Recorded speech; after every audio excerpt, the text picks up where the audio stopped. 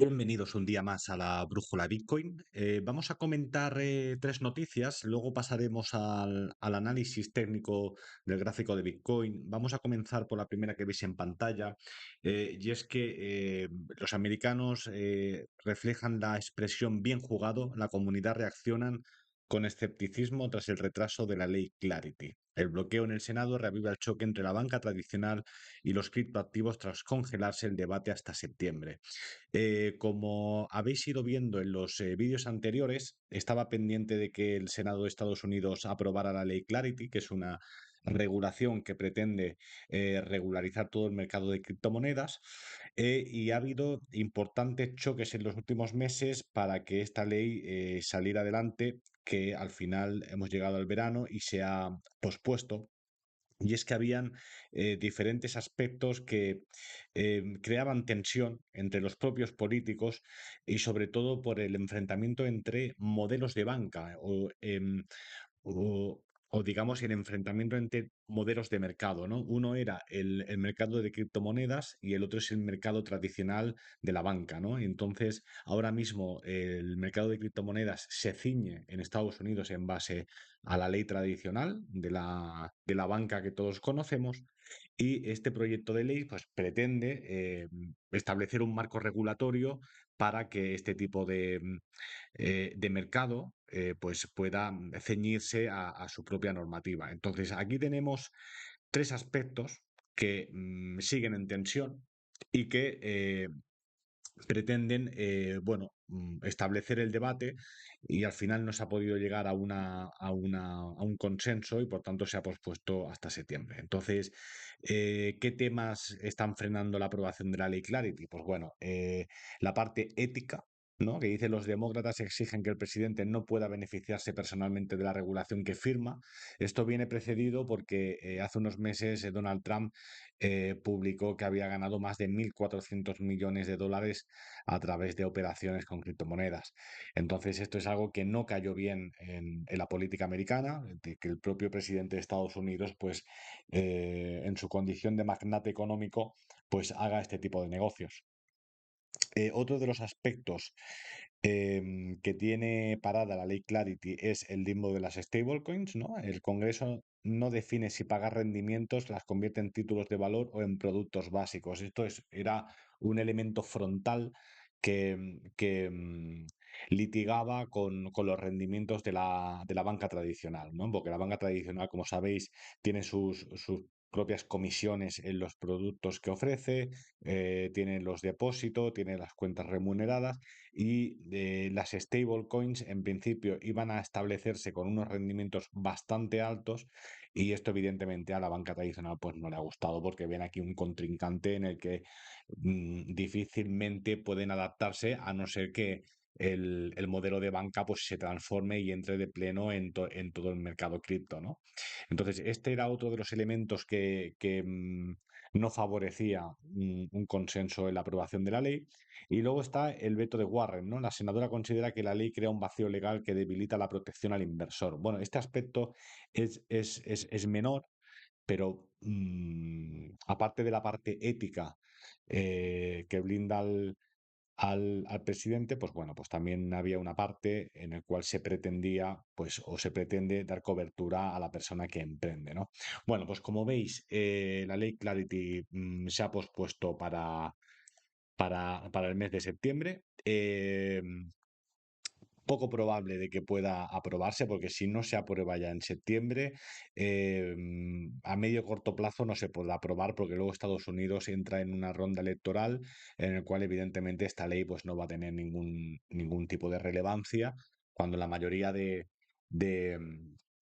políticos pues van a estar intentando hacer campaña para sus propios mandatos, ¿no?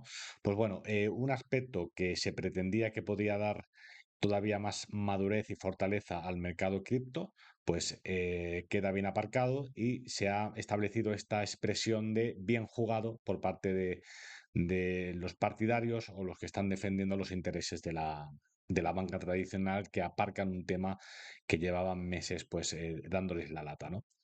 Vamos a pasar ahora a este artículo, que es muy interesante. y que va a poner nombre, como habéis visto, a la miniatura del vídeo. 5 lecciones de alguien que perdió todo su Bitcoin en el hackeo de Coldcard. Un Bitcoiner que firma como M publicó una carta abierta a la comunidad con relación al hackeo de Hardware Wallet Coldcard. Vamos a repasar estos 5 puntos porque son muy interesantes. Como sabéis y vimos en el vídeo, hace un par de vídeos, continúa el hackeo a las billeteras frías de Coldcard. Un fallo en la aleatoriedad de las frases semillas, un fallo en la entropía que se llama la aleatoriedad de las semillas, ha hecho que un hacker o un grupo de hackers pudieran acceder a, a los activos de muchísimas personas, especialmente los que tenían modelos 2021, el MK1 y el MK2, ¿no? A partir de 2021, y pues estas billeteras han sufrido un hackeo que ya va por más de 2000 bitcoins, ¿no? Eh, Aquí vamos a repasar un poco los puntos, lo que nos dice este chico, que este es un chico que venía acumulando Bitcoin desde hace 13 años, o sea, desde 2016, 2017. Por tanto, esta persona compró Bitcoin muy barato y llevaba acumulando 13 años y lo ha perdido todo. Por tanto, alguien que este hackeo le ha causado muchísimo dolor, ¿no? El primer punto que reflejamos es la máxima: no confíes, verifica. La autocustodia requiere una vigilancia constante. Esto es una forma de replantearse la autocustodia. La autocustodia, lo hemos dicho muchas veces aquí en Brújula Bitcoin, es una herramienta para tú custodiar tus propios bitcoins, que implica la responsabilidad de ejercer tu propia soberanía. Pero claro, no solo en saber gestionar bien tus frases semillas, saber gestionar bien tus contraseñas, sino también eh, el hecho de verificar, de estar informado, de con la empresa que tú hayas colaborado, ya puede ser Trezor, Coldcard, Material Bitcoin, la que sea, pero estar al corriente de sus noticias y de sus novedades, y de reforzar la seguridad siempre que te sea posible. Por tanto, yo entiendo perfectamente la gente, porque conozco gente que en autocustodia, que bueno, es una herramienta segura, son responsables, se han organizado bien y bueno, y es una forma de guardar tus bitcoins a larguísimo plazo y estás tranquilo, ¿no? Bueno, pues ahora esto está en entredicho, y esto no viene por un fallo de las propias personas. Aquí las personas, digamos, son los menos culpables. Aquí los más culpables no solo es el que hackea, sino también la propia empresa, de no haber identificado eh, este tipo de problemas, ¿no? De no haber hecho auditorías correctamente para poder identificar este tipo de problemas en sus determinados modelos. Por tanto, bueno, esto añade presión a la persona que tiene autocustodia.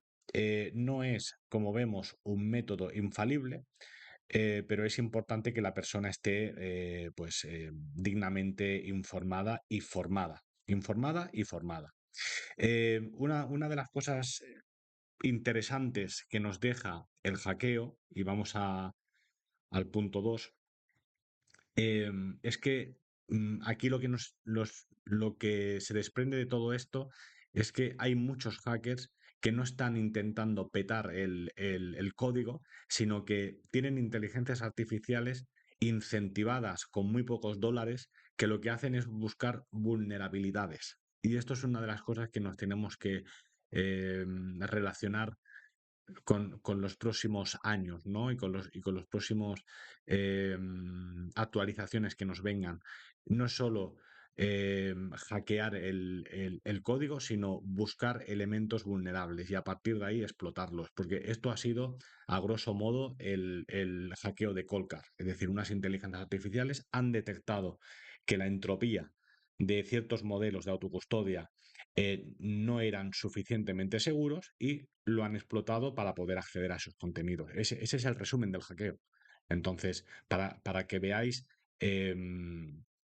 lo complejo y cómo evoluciona este tipo de elementos, ¿no?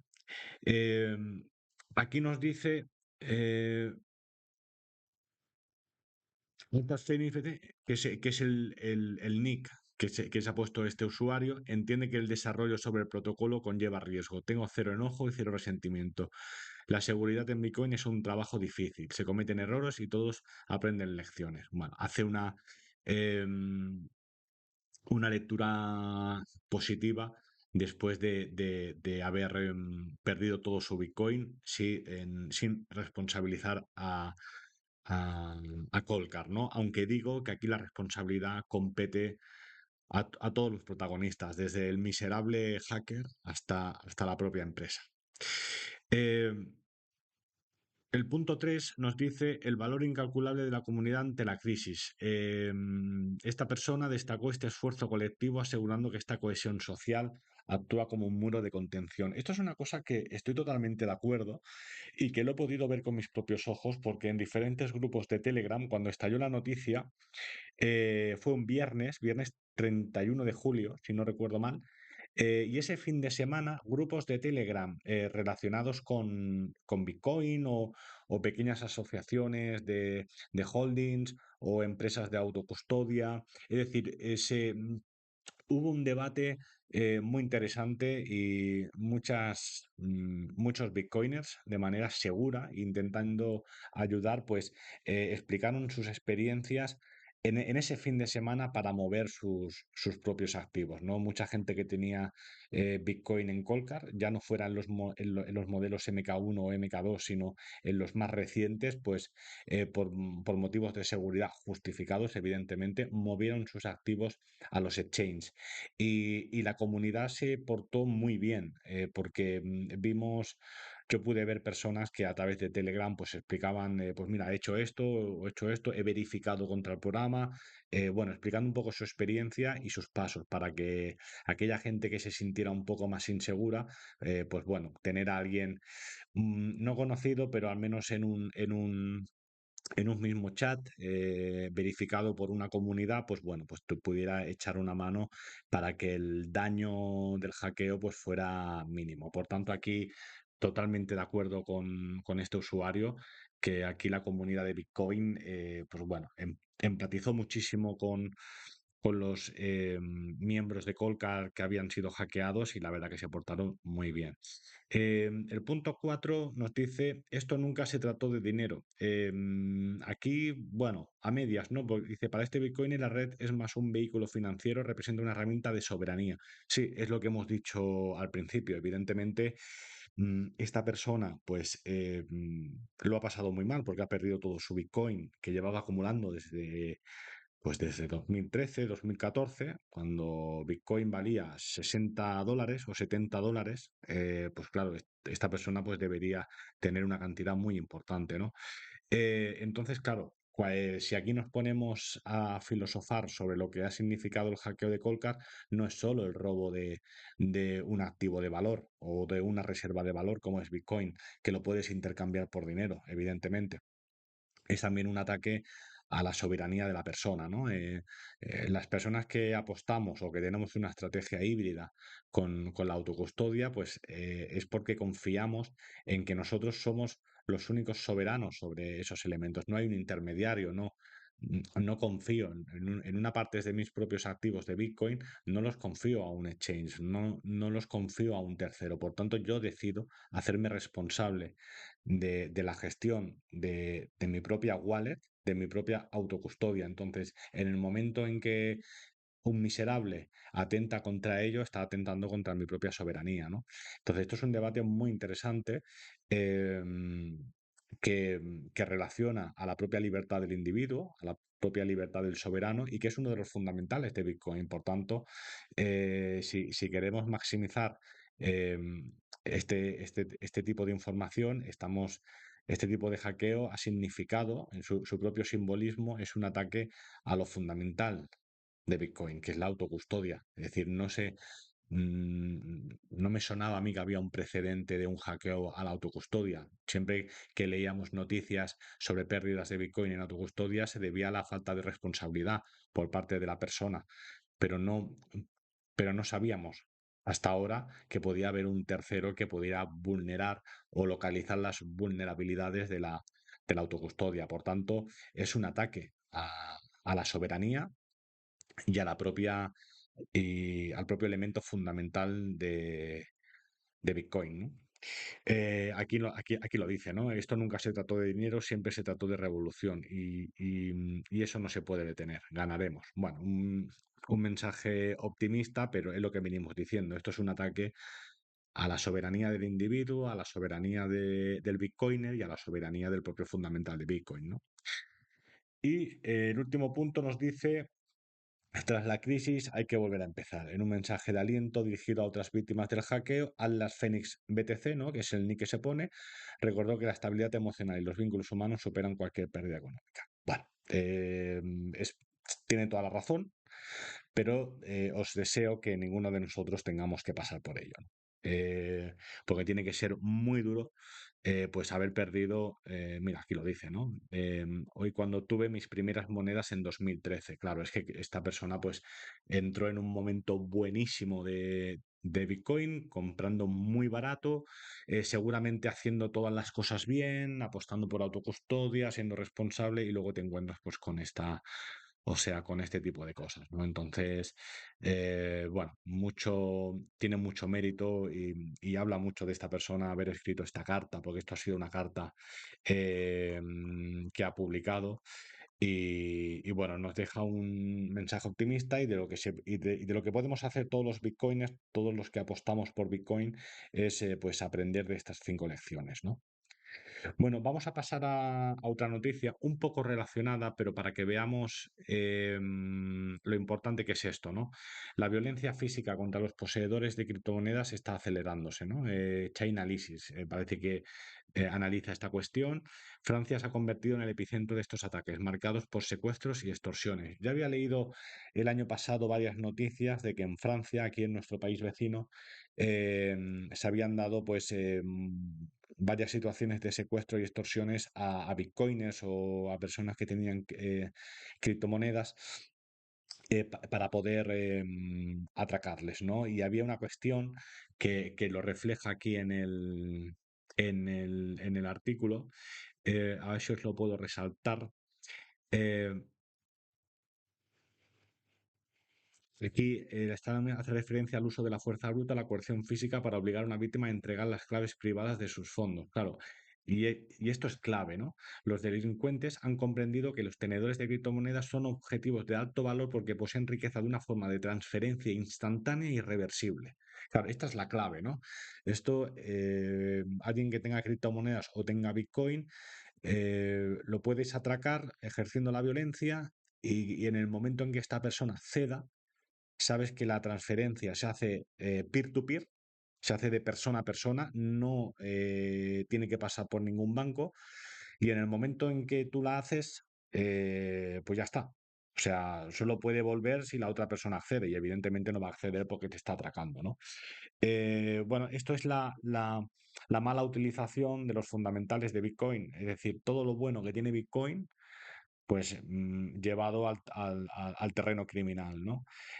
Aquí nos dice, los registros estadísticos muestran que los secuestros pasaron de representar el 39% de los casos documentados en 2023 al 52% a mediados de 2026. Por tanto, es un tipo de práctica criminal en auge, ¿no? Bueno, quería compartirlo con vosotros para que veáis que el mundo criminal pues tiene diferentes caretas y también es una llamada también al perfil bajo, ¿no? Tenía entendido también que estos casos de secuestros en Francia pues son personas que se exponen a las redes sociales, tienen actitudes pues un poco eh, presuntuosas, entonces esto llama mucho la atención de ciertos perfiles criminales y bueno, y no tener un perfil bajo pues también tiene este riesgo, ¿no? Bueno, quería compartirlo con vosotros para que pudierais ver pues este tipo de realidades. Vamos a pasar ahora al análisis técnico. Vamos a ver qué está haciendo Bitcoin. Como veis ahora mismo en 64.927, seguimos dentro del canal. El canal que lo tenemos marcado aquí con el soporte de los 63.262 y marcando el punto clave, ¿no? La resistencia clave difícil que es 66.970. Seguimos en este rango lateralizando. Por una parte, lateralizar después de una corrección tan grande es algo positivo. Eso por una parte, seguimos con esa actitud resiliente. Han habido diferentes noticias que en otro momento de la historia de Bitcoin nos hubieran hundido para abajo. El hackeo de Colcar, que está teniendo una resonancia muy importante y como veis vamos de subida. Está también el tema de la ley Clarity, que era algo que el mercado también esperaba y ahora se ha pospuesto hasta septiembre, por tanto hubiera sido una noticia también que hubiera perjudicado Bitcoin. ¿Qué más? Tenemos malos datos laborales en Estados Unidos, con lo cual se empieza a especular de que la Fed en el corto plazo podría subir los tipos de interés. Y luego, por otro lado, si tenemos estos motivos que en un momento determinado pues, nos hubieran hundido para abajo, luego tenemos la bolsa, fijaos, ¿no? El máximo histórico volvió a hacer máximo histórico. Ahora está corrigiendo hacia abajo, pero es que Bitcoin no se ha correlacionado con esta subida. De ninguna manera. Vemos también que el petróleo bajando, Bitcoin ligeramente positivo, 0,19, pero es que estamos totalmente descorrelacionados. No tenemos, o sea, tenemos resiliencia, solidez para aguantar las malas noticias, para no irnos para abajo, pero no tenemos la fuerza para correlacionarnos con la bolsa e ir a buscar al menos el apoyo en la subida. Pero es que no lo tenemos. Entonces, seguimos con nuestra tesis de que ahora mismo Bitcoin le interesa a muy poca gente. La gente que está aguantando Bitcoin es gente convencida de los fundamentales de Bitcoin. Es gente que entiende Bitcoin como una reserva de valor. Y este perfil especulador de corto, pues evidentemente ahora mismo o no está en Bitcoin o hay muy pocas personas de este perfil que estén en Bitcoin, que los hay, porque en el momento en que hay movimientos a la baja, pues evidentemente son especuladores de corto, pero no estamos, no estamos en estos momentos de aquí.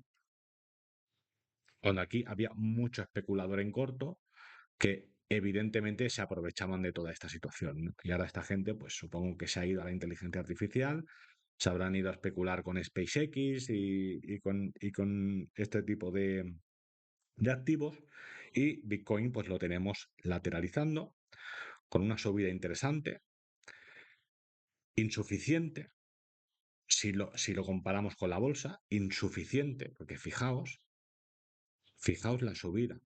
O sea, es que rompió de largo el máximo histórico del SP500, que estaba en 7.629 puntos, pues se ha ido con una mecha negativa a los 7.800. Es que es una barbaridad. Esto es una barbaridad. Y de alguna manera no terminamos de entender por qué Bitcoin tiene esta subida tan parcial, 0,19, pues tiene una subida muy parcial, ¿no? Muy escalonada, ¿no? Que nos queda lejos todavía la resistencia clave, que en algún momento será interesante que nos podamos acercar y superar. No, al menos personalmente no me va a valer superarla ligeramente. Tiene que subir muy cercano, tendría que subir muy cercano a los 70.000 para romperla bien. O como mínimo quedarse en los 69.500 para ver que es un máximo creciente bien hecho. Eso tendría que ser el objetivo para las próximas semanas. Pero mi duda es si hemos visto esto en la bolsa, en el SP500, ¿cómo es posible que nosotros hayamos hecho esta subida tan poco relevante? Positiva, pero tan poco relevante.